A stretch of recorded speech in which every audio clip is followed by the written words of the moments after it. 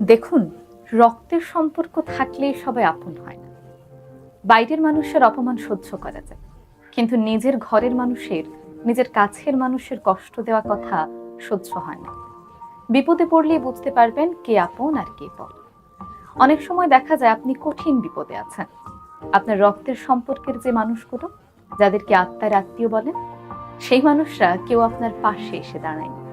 পাশে এসে দাঁড়ানো তো দূরের কথা, একবার ফোন দিয়ে আপনার খোঁজ পর্যন্ত নেয়। যেখানে চাইলে তারা আপনার সমস্যাটির সমাধান করে দিতে পারত, সেখানে তারা সবাই মিলে আপনাকে অ্যাভয়েড করে গিয়েছে। তারা ভেবেছে আপনার বিপদ কেন তারা নিজেদের ঘাড়ে নেবে। এমন অবস্থায় এমন অনেক মানুষ আছে যারা আপনার রক্তের সম্পর্কের কেউ না, আত্মীয় না, দূরের কেউ, হয়তো বন্ধু কিংবা কয়েকদিনের পরিচয়।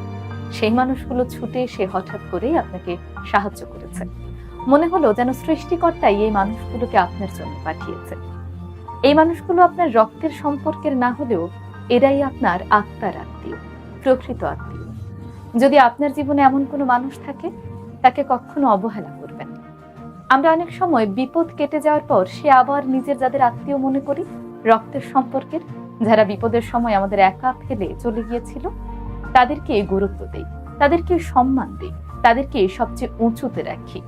কিন্তু বিপদের সময় যে মানুষগুলো আমাদের সাহায্য করেছিল, সেই মানুষগুলোকে বেমালুম ভুলে যাই। মনে করি তারা তো আমাদের রক্তের সম্পর্কের কেউ নয়। কিন্তু কে আপনার আপন আর কে আপনার পর, তা আপনাকে আপনার ওই বিপদের সময়টি মনে করিয়ে দিয়েছিল। তাই এই সময় থেকে শিক্ষা নিন, যারা আপনাকে সাহায্য করেছে তাদের কখনো অবহেলা করবেন না। তাদের বিপদে আপনিও ঝাঁপিয়ে পড়ুন।